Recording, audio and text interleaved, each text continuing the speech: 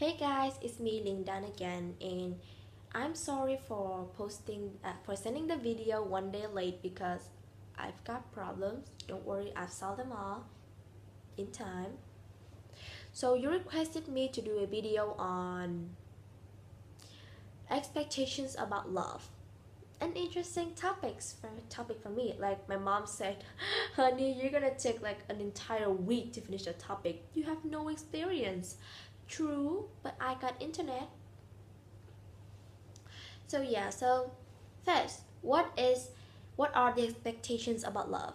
You know, teenagers, they are too old to do the things that kids usually do, but they are too young to do the things that adults do.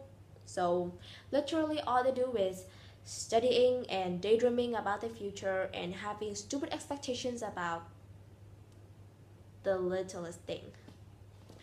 So love is of course one of them because this is the age where people want attention from everyone. And when I say attention, I mean love, of course.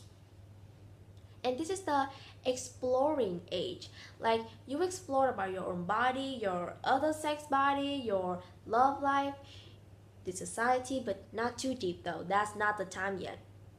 Well, not for me. So of course they feel curious, and when they feel kind of like, how do I say that? It does feel good to have attention, and I mean everyone at every age feels that like that. But when you're like a teenager, everything just multiplies itself 100 times. So yeah, that's why teenagers date so much. And simply because teenagers also have another name called adults wannabe. Yeah, like that. They want to experience everything the adults have experienced before. And I'm not talking about working because seriously, no one likes that. But the thing that they really want to try is love. That's why they daydream about love and having stupid expectations about them. So next, so what do you actually daydreams about? What do they expect about love? You know, when you like watch too much dramas, K-dramas, reading fanfics, reading love stories, or maybe it just happens to have neighbors or siblings who are dating and are in a really happy relationship, you will instantly daydream about your future relationship if you are single, of course. And usually this expectation would be stupid and hilariously dumb. That's true though, I used to do that. And of course, we usually fantasize about having a perfect boyfriend or girlfriend who will care for us 24/7, and well, they're just like the best. And of course, it will either lead to fantasizing about marriage, family, stuff. Well, the list is endless. You know, fantasizing about love life is one of those things that just only have like the bad side. Some things have two, everything has two sides, except for a few things. They only have the bad sides. And yeah, expectations about love is one of those. You don't want to daydream all the time. It wastes your time. It makes you look like a dumb person because you literally just make the blank face all the time. Even though students do make those blank face during studying because it's boring. But daydreaming also have another bad side because when you have expectations about something, when the thing doesn't meet up to your expectation, well, it sucks. It feels like your life was an entire lie and you felt like everything you're doing was wrong. Well, especially when you're like a teenager, everything is just dramatize itself. You will feel like you will instantly link the fail you will instantly link the failure of the thing to I'm sorry. You will instantly link that situation to everything else and consider everything you've done so far wrong. Let's just say it like that, okay? And of course, daydream about love life also have this very famous bad side. Is that let's just say that fuck boys are like everywhere, and when they're like just hitting on you for a bit, you already thought, oh my god, this is my prince charming, my life's going to be perfect after this, just like my dream. And then it gets worse. Oh, don't let me, don't even let me go. I mean, oh, I forgot that phrase. And let's not talk about the consequences that have actually happened before. The list, they're horrible. It's horrible. And now for the fun part, the story time part. 2 months ago, I was still like a daydreaming kid. Even though I've already had like a big goal to achieve, I still daydreams about stupid things. And I never actually told you guys about that because I'm too shy. I never told my parents either because they would tease me. And let's not mention my sister, who will definitely tease me and will blackmail me later. You know, one of the worst type of crushes ever existed on life are celebrity crushes. Is celebrity crush because they don't know you exist. And you will never be able to reach them. Like those fanfics where you happen to bump into on streets and be friends, and then it will later develop into a romantic relationship. No, nuh-uh, honey, that's not how reality works. So celebrity crush is the worst. Worse than the childhood crush. At least you get to talk to them. At least they know you exist. So this is my reality experiences. You know, I love K-pop. I mentioned that a million times. And there's this member from the specific band. I'm not going to mention the name. And I really like him. Like, he's so my type. Even though the age gap is a bit too big. He's 10 years older than me. I could just call him uncle. But of course, I start to do things that most people, when they have expectations about love, do. Reading fanfics, fantasize about literally everything, and well, dramatize things up. For example, thinking about scenarios where you with your crushes being close together. Oh well, don't be shy. We've all had those moments. And of course, well, after about, I know, it doesn't happen like 2 months ago. It was 2 years ago. Oh God, I have bad memories.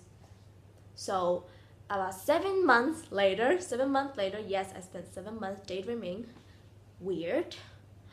And I realized that, wait, is this thing even going to work? Is this going to benefit me in any way possible? So I just stopped daydreaming about him, and I kind of like had a small phase where I just felt like everything was a lie, everything would collapse, and I would be forever alone. Yeah, I had that phase. And now for the 2 months ago part, my most recent celebrity crushes, crush. One person was one person. I didn't want to have another celebrity crush. No one wants to. It sucks. But of course, reality hates me. God hates me. Everyone hates me. So let's just say that I just happens to find his picture on Google. He was like a contestant on a very popular survival show in Korea. And if you're like a K-pop fan, you would know what show I'm talking about. And I just look at the picture and I'm like, okay, he's cute. And I just keep scrolling, and nothing happened. And like the next day, I just keep scrolling, and I come across another picture of him, and I was like, again. And I stared at that picture for 5 minutes, and the next thing popped out of my head was, wow, he's handsome. I'm in love. I know, that's a weird thing. Like, you have a crush on him just because of his look. Let's be honest, we all have those moments where we just stare at somebody who looks so goddamn perfect. Don't lie to me. So yeah, I thought that, okay, let's just actually look into this guy. Let's look up his information and maybe discover some bad things about him, so we don't had a deeper crush on him. That was a huge mistake. Don't ever have that mistake. If you have a slight crushes just because of that guy's look, just keep scrolling and maybe look at a better looking guy's picture, and maybe your crush wouldn't be like that anymore. But of course, I just had to be a dumb girl and look up his information, and I realized that This dude is perfect. Number one, his age. He's 2 years older than me. The perfect age gap. Number two, his personality. He's in his class. He's the smartest student, and he's the student council president for 2 years. He's not studying in high school though. In the Hanlim High School, it's like it's the perfect high school for every single Korean twin for Korean teenagers. Isn't that perfect? And they can rap. I love rappers. Like I love Tiger JK and Eminem. And he can write lyrics. He can create beats. And this dude loves animals. I've been attacked. And I just thought like, okay, that's just what the website said. Let's just look up his videos on YouTube and let's actually see how he behaves. Another big mistakes, because he's perfect. Let's just say that of course he has his funny weirdo moment, but he's a cute guy in general. And his height is perfect. I mean, 17 years old and you're like, wow, that's pretty tall for a 17-year-old guy. And he's handsome. Have I ever mentioned that? I think I have. And have I ever mentioned that he looks super good in glasses? Even though his English pronunciation is a bit off, he's perfect. And I was like, oh shit, shiitake mushroom. That's how we say. Shiitake mushroom instead of shit. That's funny. And I'm like, oh no, not another celebrity crushes. How am I supposed to deal with this? And I just look up on Google how to get over a celebrity crush. The first two solutions I've already tried and it have gone wrong. And number three, it says, think about the possibility. And I'm like, of course, the possibility is like at the number 0. There's no way I'm gonna meet him in the future. And my world just crashed for the second time after I realized that I will be never able to be with my first celebrity crush. That's why expectations about love sucks. And of course now you may be thinking, oh come on, it's just like a little thingy. You will eventually meet your future soulmate in the future. You don't know. At this age, people dramatize things up, and even though studying is important at this age, I think that most people top priority is love, beauty, and maybe games.